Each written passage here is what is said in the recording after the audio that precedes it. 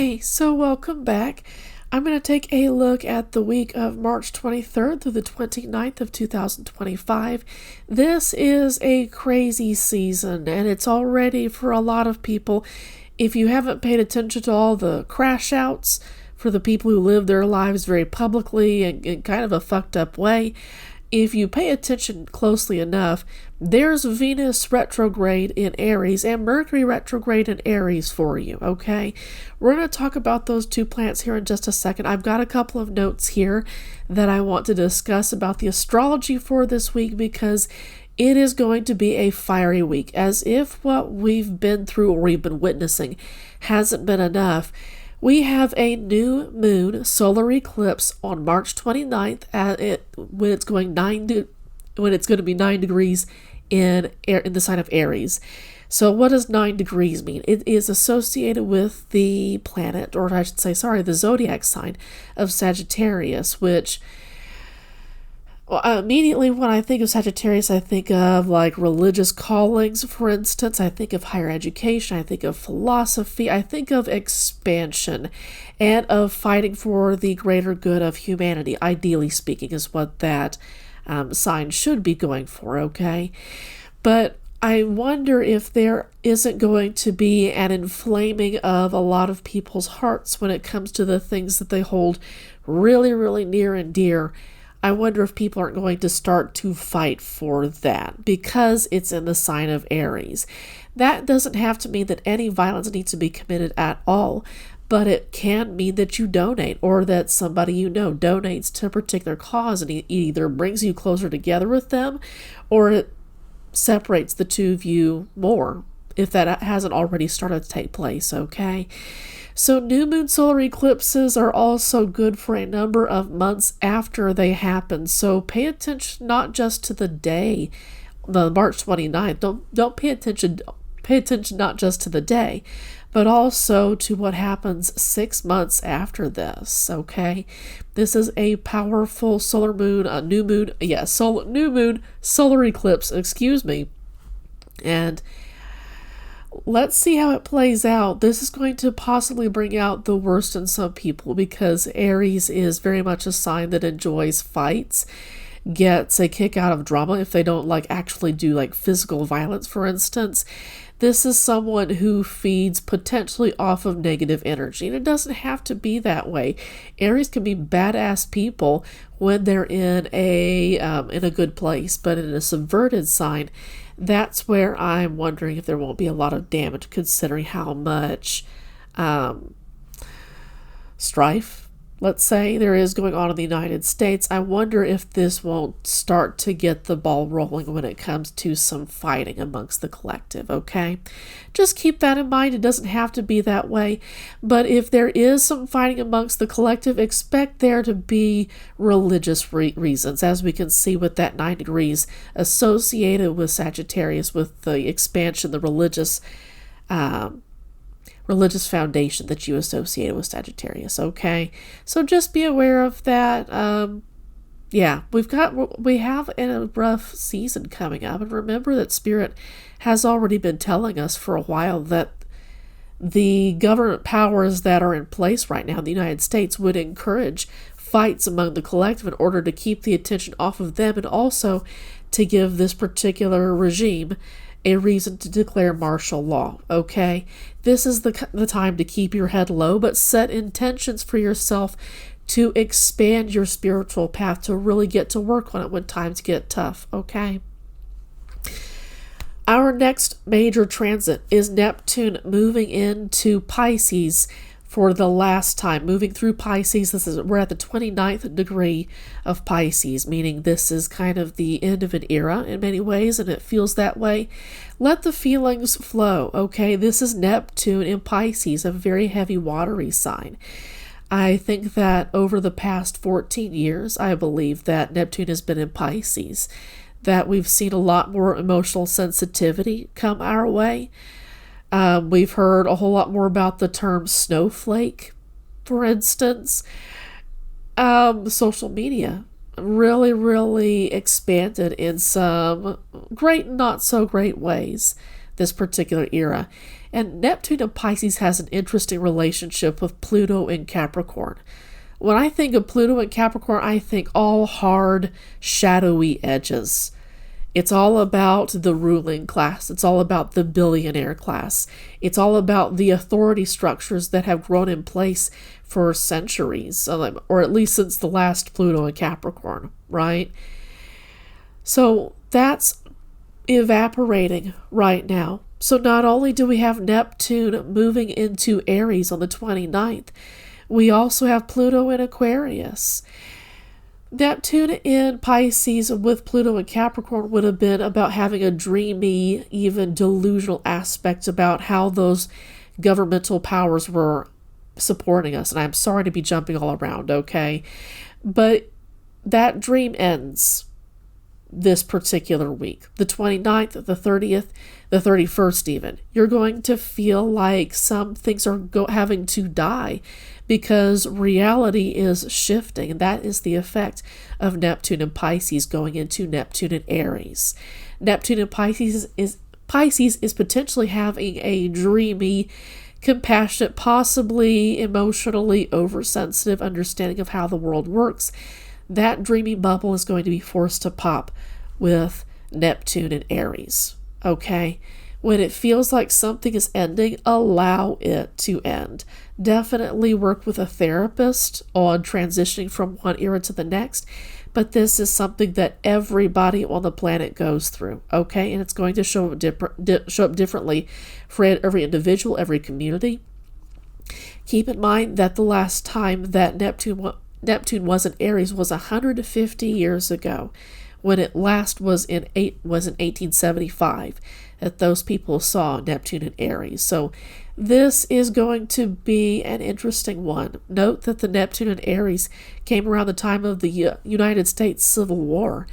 And remember once again how Spirit has been telling us that the government regime that's currently in place in the United States is going to want to encourage the collective to fight amongst itself. Please keep this in mind, okay?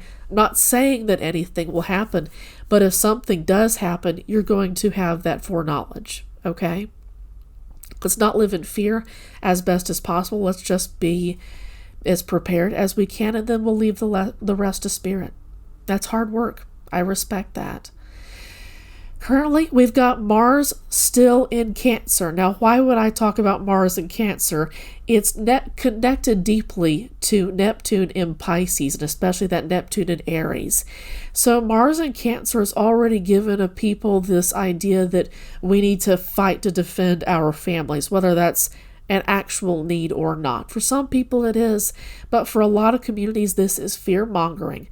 And Mars in Cancer's already kicked up a lot of that sentiment, us versus them, opposition versus the oppressed, or the oppressor between the oppressed, okay? We're talking about those kinds of dynamics here.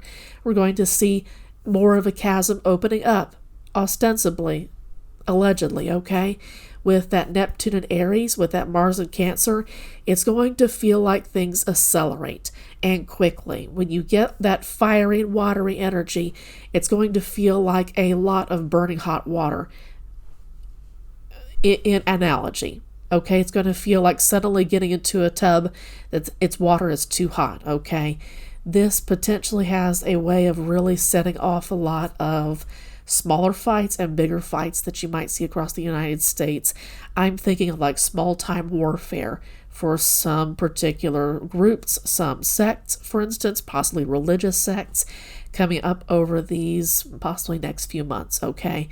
Not saying that it will happen, but if it does happen, you have that awareness, okay?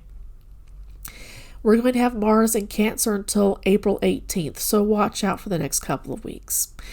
As if that wasn't powerful enough energy, Venus and Mercury are currently retrograding right now through Aries. And again, if you've been kind of seeing a crash out season for quite a few people, this is that energy. Venus is all about relationships, love relationships, best friend relationships, enemies as well. Venus likes to be comfortable, and she's not terribly comfortable in the sign of Aries, even though Venus and the god of war Aries were connected to each other, okay, romantically linked to each other. Nonetheless, that's an opposites attract kind of situation, so expect some tension because it's currently in retrograde, and it's going to start rolling through Aries back into Pisces. Venus will do that on the 27th. Mercury will do that on the 29th. So expect some dreaminess when it comes to possibly meeting with an ex again. Expect to dream about the future, maybe not realistically, because Mercury was in retrograde, and so, especially with being in Pisces, it's going to be much more emotional when it comes to communication and relationships, and that's going to kind of assist not being able to see relationships clearly. Just be aware of communication issues. Be aware that your close relationships and partnerships may have some bumpiness when it comes to like reality looming. Okay? Because retrograde, it might be pulling up some stuff. It might be pulling up some old stuff that indicates that a breakup needs to occur and possibly a divorce. If that's okay, please accept my condolences. That's a rough season, okay? But keep in mind that once things go direct with Venus and Mercury, that you'll be able to see those situations a whole lot more clearly. Okay? Above all, throughout this fiery season, throughout all this like heavily watery emotional season too, it's the end of an era. As far as the zodiac calendar is concerned, and especially with this new moon solar eclipse, this is about the ends of eras and the starts of new ones. So if you feel emotionally turbulent, let it happen as best as you can. Take a smoke break if you're at work, okay? Not saying you actually need to smoke, but give yourself that space to cry it out if you need to feel emotional. You're not the only one who does that, especially during this really, really heavy, fiery, watery, and airy season, okay? Hold steady. Do your meditations. They are going to be deeply helpful to you, okay? Let's move on into my tarot reading. Today I am working with the Tarot Mucha, okay? Be right back. So here we go. Putting reversals in. There we go. I shuffle until Spirit tells me to stop. Whatever message Spirit would like to give us is what I give.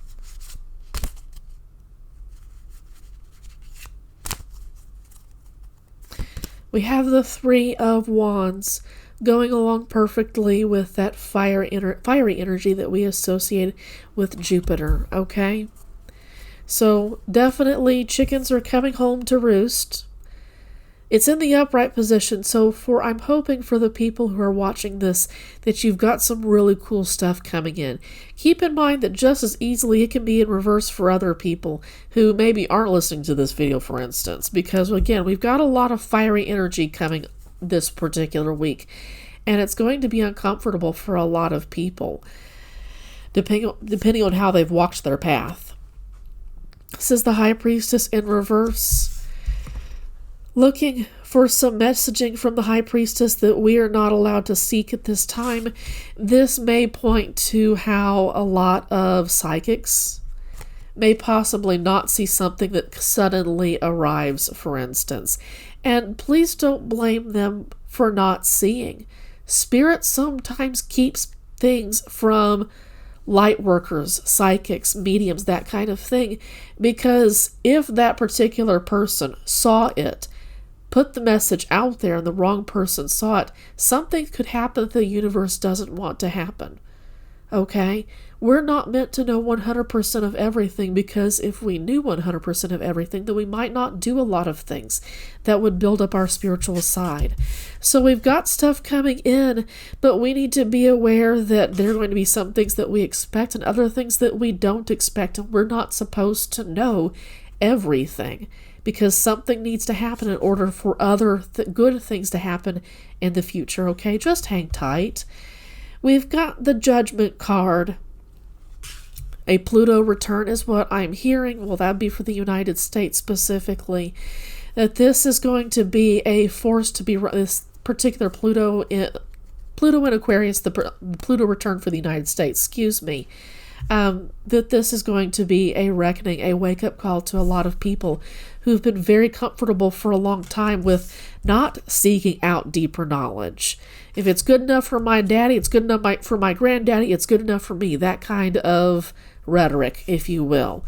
So we've got consequences coming in for a lot of people who've worked their asses off on their spiritual journey. Then this is a sign that they've got really cool stuff coming in. But keep in mind that there may be some people around you who have some real shit coming in on those ships in the distance. And that they may lash out at you. At some people, they will lash out at you when they see good stuff happening for you, but the consequences of their actions being blown back on them, okay? Keep in mind with this. Oh, keep this in mind is what I should say. It's Mercury retrograde. Can you tell? We've got the 8 of Swords. It's in reverse under the 3 of Wands. I'm doing a 3x3 spread. What this indicates to me is this is all about self-sabotage, refusing to see the truth for what it is. For a lot of people watching this, that's not you. But keep in mind that you might be around people who are going through that. And once again, they may lash out at you. They have the option to listen to their intuition. This particular entity is using her feet to wander down a trickle of water. It is not even a creek at this point. But that water indicates love for self, compassion for self, ideally speaking. But with this is about intuition and her not listening to it. This entity is what I should say. There is no gender in tarot. So just be aware of this. We are blinded to certain realities that we're not meant to know. I think that's confirmation once again. This is Temperance, and it's in reverse. Underneath, the High Priestess in reverse. We're not allowed to know certain things because the universe is forcing things to go back into balance, whatever that may be. With this particular week, with it transitioning from Pisces into Aries, ideally speaking, Aries, all 3 fire signs, Leo and Sagittarius, are connected to the holy flame. Those, ideally speaking, when they are in their best energies, should be all about furthering the faith, or at least if they don't have any particular faith or any religion, then they should be all about furthering the goods of humanity and in general, okay? Atheist or agnostic, it doesn't matter. It should be about the good of humanity. So after Temperance in reverse, I have the Wheel of Fortune in reverse. Bad shit is happening, y'all. Or at least the start of some really bad stuff is happening. The United States is having its day of reckoning. It's several years of reckoning, if you want to take that very literally. And there's some bad stuff coming through. Or at least the karmic debt is going to be pretty tremendous for the United States to reveal to itself, I'm getting from Spirit, to allow the consequences of their actions to actually hit them, and to be honest with people living in the United States about what the country has done. That's going to open a lot of people's eyes and potentially make them extremely defensive, and you might see some patriotism dissolve. Remember that Mars is in Cancer. That is all about patriotism, specifically tanks. When you think about how crabs, the sign of Cancer, is built, that's a tank, and with it being so closely associated with Mars until April 18th, that makes sense that a lot of people are going to, if not actual violence, that there's actually going to be a kind of war when it comes to how we communicate with each other online, okay? There's a lot coming down the pipeline this particular year and in other astrological years. This tells me that it's going to be rough. Exactly what Spirit has been telling us now for some months. But it feels like things have potentially start to take a turn this week. And if you're awake to what's going on, this is going to be throwing off some real alarm bells in your head.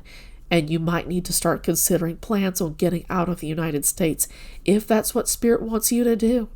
Keep in mind that there will be some people that Spirit does not want leaving the United States, because those people, you maybe, have a particular role that you need to play in these particular upcoming years. Not everyone's meant to leave, y'all. We've got the Page of Cups that's in reverse underneath the Eight of Swords, underneath the Three of Wands. This is going to be a failure, an emotional failing, but it's also going to be about, this is also encapsulates Peter Pan energy. So people who never emotionally matured, this is people sabotaging themselves, expecting cool things to come in, but what happens is that they are forced to have an emotional reckoning. And if they can turn this energy, this Page of Cups, into the right side era, then they can see more clearly. They can actually use their intuition to get through difficult circumstances. But right now, this stuff is all in reverse. Expect people to lash out at you, especially if you're walking your highest path. Expect the stress of this particular week and the following weeks. Again, 6 months, around the 6 months after the solar eclipse. Expect shit to just be crazy with the people around you. I'm getting once again this idea of a dead flat panic. Something happens this particular week that acts as kind of like a domino effect. Okay? Sorry I touched the mic. There's some shit going down, and I just want you to be aware. I don't want you to walk around in fear, but this is the time to increase your situational awareness. Keep your head on a swivel, because I just can't help the idea that there's some real shit going down this particular week. And I'd love to be wrong. You know what? I wish for peace on earth, and I hope that you pray for peace on earth with me too. But sometimes we have to go through some shit in order to get to the good stuff. Because here we've got Strength in reverse on top of Temperance in reverse. We've got a lot of major arcana cards with this particular spread. This is weakness. This is about cracks in the armor that allow the arrow to pierce through. The United States is not nearly as strong as it likes to think it is. It's not nearly as strong as the people living the country would like to think of it is. And I'm wondering if there aren't a lot of people who would be panicked if they realized how weak the United States really is, especially with all these cuts to the government, to pretty essential parts of the government. I wonder if there isn't the potential for wildfires this week, that literal wildfires that really decimate a number of national parks, for instance, property that's considered open to the public. Just a thought. But this is definitely being brought face to face with the High Priestess about being found wanting, about the universe needing to bring things back into balance forcefully. And we are weak. When the universe really gets to working, the individual is weak, the collective is weak, the authority figures that command the collective are weak is what I should say, because that's a group of people that agree to create a governmental structure that retains power and holds people down so that they can, well, for this particular scenario, declare martial law. I really do think, and I'm not the only one who believes, that that's what this particular government regime is trying to do, to incite something so that they have a reason to clamp down and get as far away from what the Constitution says is okay or is not okay. Apologies for the ethnocentrism of this particular reading. This is heartbreak, for I'm getting some people until the end of their lives. There are some people, like baby boomers, for instance, who have largely, as a generation, not everybody, have adopted this idea of everything is here to serve me, I deserve the best of everything, and entitlement. A lot of people, politicians who are currently in power within our United States Senate and House, are baby boomers. And if they were leaning towards working with the people and not with the billionaire class, that'd be fine. But this is a generation that has done a lot of damage, has caused so much environmental damage. For instance, so the consequences of their own actions are not going to be something that they escaped. They've worked hard to tear down the government as it is, to tear apart the fabric of the United States that has kept people, well, not really, has kept them as peaceful as they've been, all things considered. And I respect to the people who are in minority groups, to the LGBT community, to black folks, to the indigenous Americans, for instance. Peace is not something that you've ever gotten to know. What I'm saying is that this is going to be kicked up to 11. Something crazy is going to start. Something could happen this week that is just crazy. And it's going to be heartbreak that a lot of people aren't expecting to happen to them. This is about expecting cool stuff with that Three of Wands, and by the end of the reading, this is the Three of Swords. It's in reverse. This isn't what we wanted, and for some people, they will never stop grieving. There is the potential for an increase in suicides, I'm wondering, over the next few weeks, months, and years. And this may be happening to people close to you. If you start to see yourself losing hope and losing faith, this is the time to turn to stronger, spiritually stronger people that you look up to and allow them to hold light for you, because these are dark times. With fire comes a lot of smoke, and smoke is its own kind of danger, if you really think about it, okay?